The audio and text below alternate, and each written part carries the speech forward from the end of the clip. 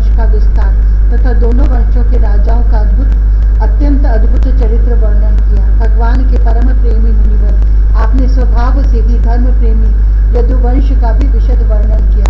अब कृपा करके उसी वंश में अपने अंश श्री बलराम अवतीर्ण हुए भगवान श्री कृष्ण के परम पवित्र चरित्र भी हमें सुनाइए। भगवान श्री कृष्ण समस्त प्राणियों के जीवन दाता है। उन्होंने यदुवंश में अवतार लेकर जो जो लीलाएं की उनका विस्तार से हम लोगों को श्रवण कराइए। जिनकी कृष्णा की प्यास सर्वदा के लिए बुझ चुकी है वे जीवन मुक्त महापुरुष जिसका पूर्ण प्रेम से अतृप्त रहकर गान किया करते हैं। मुमुक्षु जनों के लिए जो भव रोग का रामबाण औषध है तथा विषयी लोगों के लिए भी उनके कान और मन को परम आह्लाद देने वाला है। भगवान श्री कृष्ण चंद्र ऐसे सुंदर सुखद रसीले गुणानुवाद से पशुघाती अथवा आत्मघाती मनुष्य के अतिरिक्त और ऐसा कौन है जो विमुख हो जाए, उससे प्रीति न करे। श्री कृष्ण तो मेरे कुलदेव ही हैं।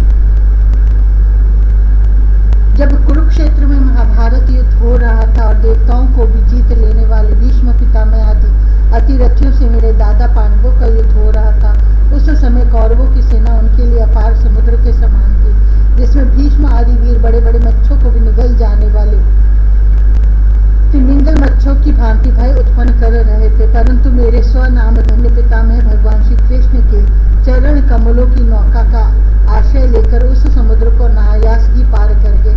ठीक वैसे ही जैसे कोई मार्ग से में चलता हुआ स्वभाव से ही बछड़े के खुर का गड्ढा पार कर जाए। महाराज, मेरा यह शरीर जो आपके सामने है तथा जो कौरव और पांडव दोनों ही वंशों का एकमात्र सहारा था, अश्वत्थामा के ब्रह्मास्त्र से जल चुका था। उस समय मेरी माता जब भगवान की शरण में गई तब उन्होंने हाथ में चक्र लेकर मेरी माता के गर्भ में प्रवेश किया और मेरी रक्षा की।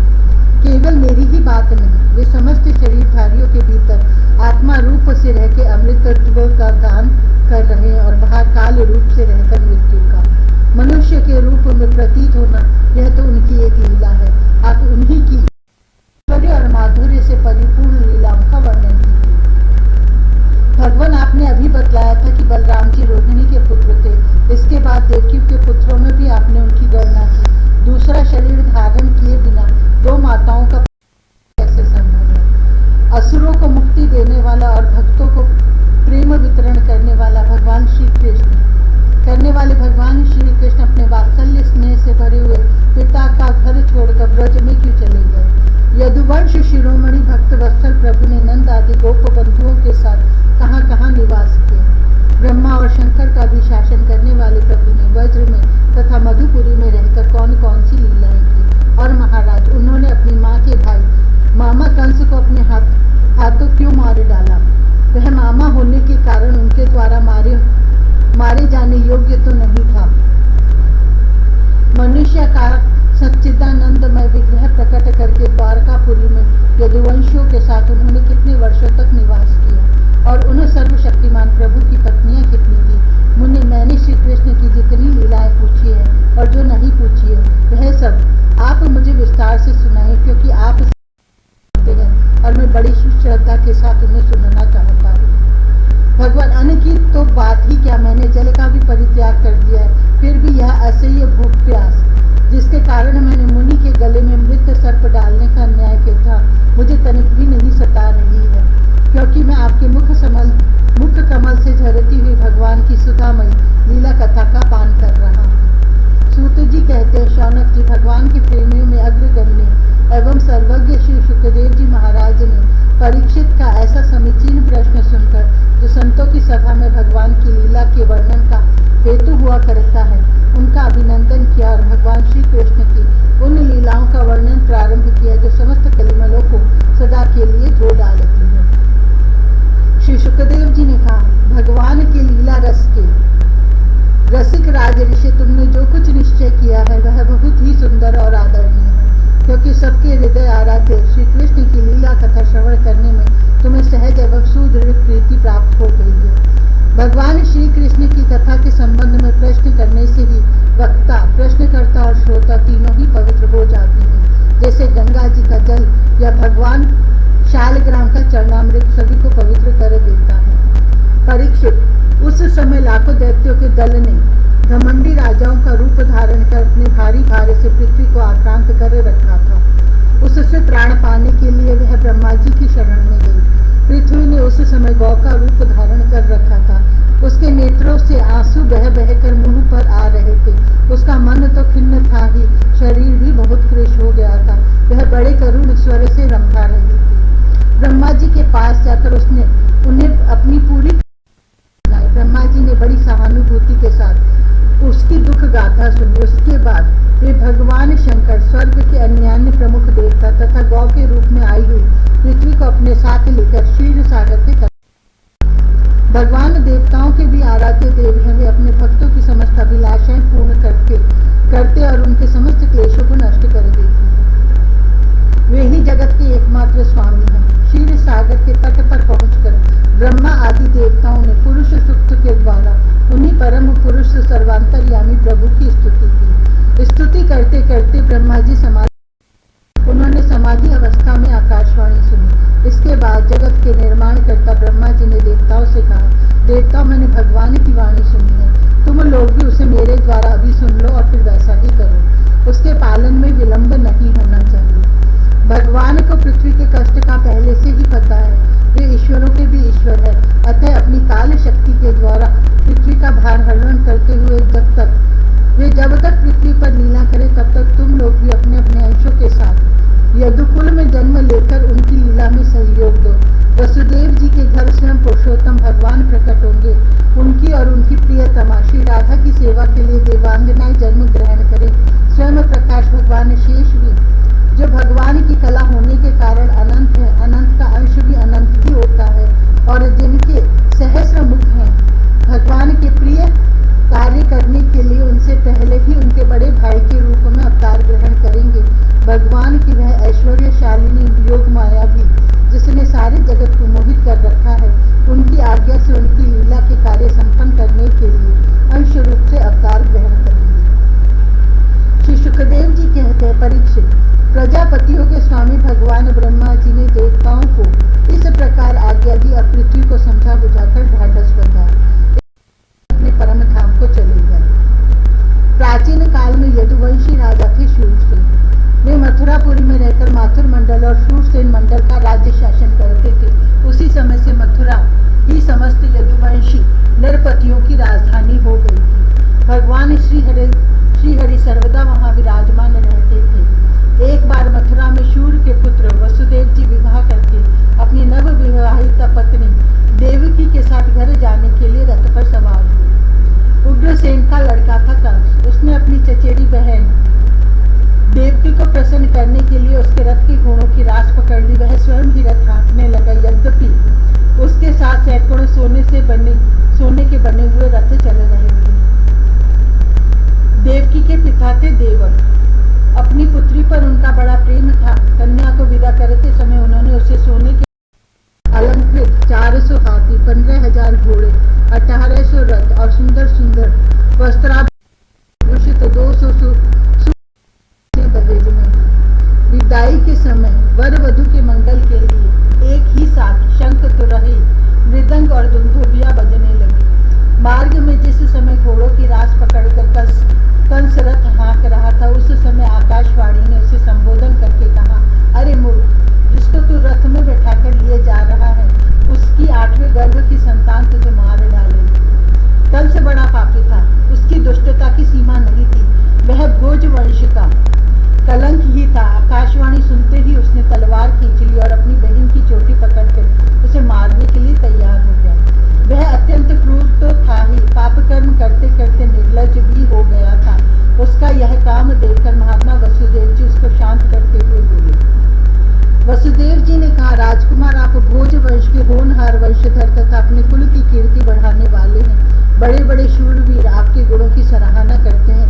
इधर यह एक तो स्त्री, दूसरी आपकी बहन और तीसरे यह विवाह का शुभ अवसर। ऐसी स्थिति में आप इसे कैसे मान सकते हैं? वीरवर जो जन्म लेते हैं उनके शरीर के साथ ही मृत्यु भी उत्पन्न होती है। आज ही या 100 वर्ष के बाद जो प्राणी है उसकी मृत्यु होगी ही। जब शरीर का अंत हो जाता है तब जीव अपने कर्म के अनुसार दूसरे शरीर को ग्रहण करके अपने पहले शरीर को छोड़ देता है। उस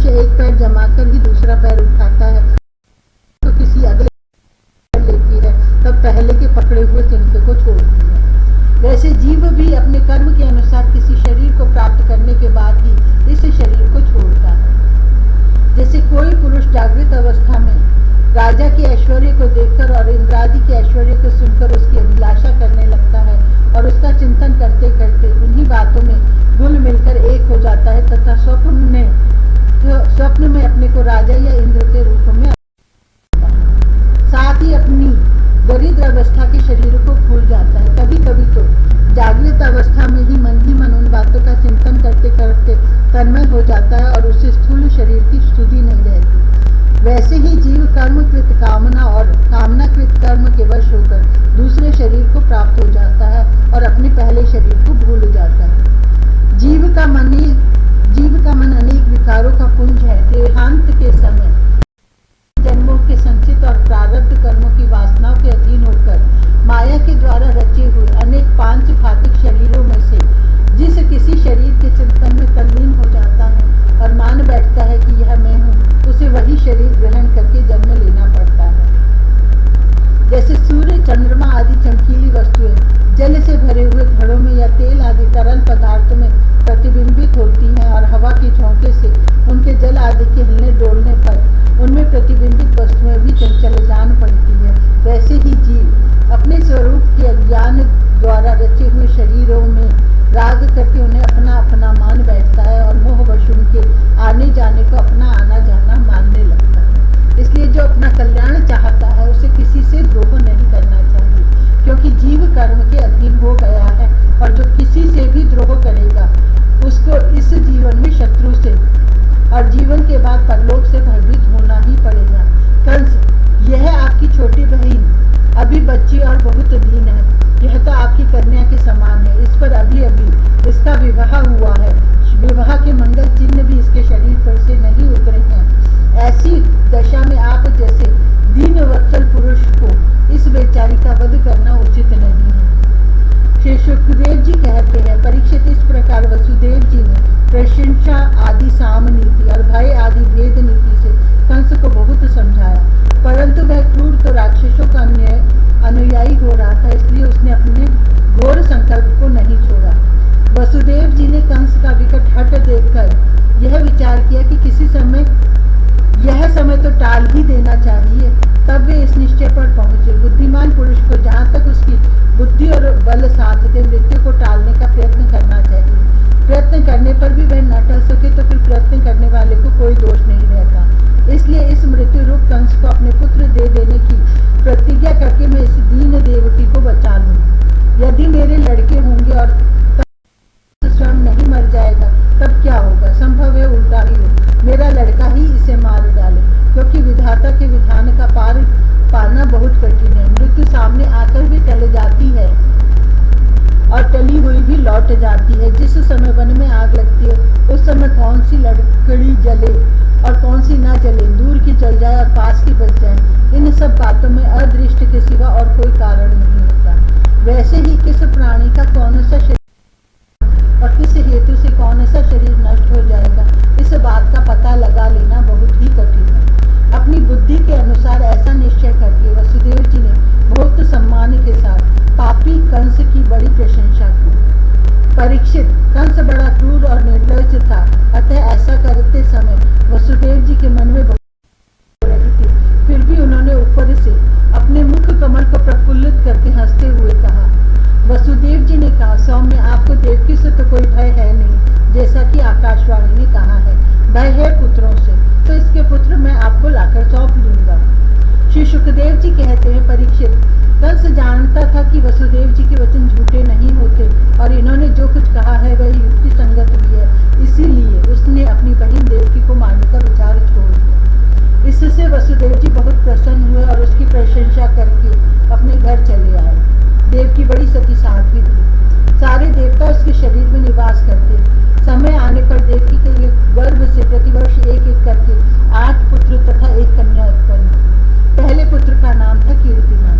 वसुदेव जी ने उसे लाकर कंस को दे दिया। ऐसा करते समय उन्हें कष्ट तो अवश्य हुआ, परंतु उससे भी बड़ा कष्ट उन्हें इस बात का था कि कहीं मेरे वचन झूठे न सत्यसंध पुरुष बड़े से बड़ा कष्ट भी सह लेते हैं। ज्ञानियों को किसी बात की अपेक्षा नहीं होती। नीच पुरुष बुरे से बुरा काम भी कर सकते हैं, और जो जितेंद्रिय हैं, जिन्होंने भगवान को हृदय में धारण कर रखा है, वे सब कुछ त्याग सकते हैं। जब कंस ने देखा कि वसुदेव जी का अपने पुत्र के जीवन और मृत्यु में समान भाग है और वे सत्य में पूर्ण निष्ठावान भी है, तब वह बहुत प्रसन्न हुआ और उनसे हंसकर बोला, वसुदेव जी, आप इस नन्हे से सुकुमार बालक को ले जाइए, इससे मुझे कोई भय नहीं है, क्योंकि आकाशवाणी ने तो ऐसा कहा था कि देवकी के 8वें गर्भ से उत्पन्न संतान के द्वारा मेरी मृत्यु होगी। वसुदेव जी ने कहा, ठीक है, और उस बालक को लेकर वे लौट आए।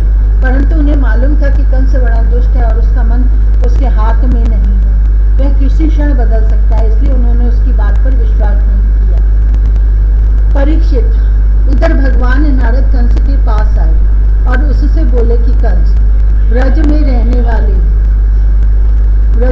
वाले नंद आदि गोप, उनकी स्त्रियां, वसुदेव आदि कृष्णवंशी यादव, देवकी आदि यदुवंश की स्त्रियां और नंद वसुदेव दोनों के सजातीय बंधु बांधव और सगे संबंधी सब के सब देवता हैं। जो इस समय तुम्हारी सेवा कर रहे हैं वे भी देवता ही हैं। उन्होंने यह भी बतलाया कि दैत्यों के कारण पृथ्वी का भार बढ़ गया है, इसलिए और से अब उनके वध की तैयारी की जा रही है। जब देव ऋषि नारद इतना कहकर चले गए, तब कंस को यह निश्चय हो गया कि यदुवंशी देवता हैं और देवकी के गर्भ से विष्णु भगवान ही मुझे मारने के लिए पैदा होने वाले हैं। इसलिए उसने देवकी और वसुदेव को हथकड़ी बेड़ी से जकड़कर कैद में डाल दिया और उन दोनों से जो जो पुत्र होते गए उन्हें वह मारता गया। उसे हर बार यह शंका बनी रहती कि कहीं विष्णु ही उस बालक के रूप में न आ गया।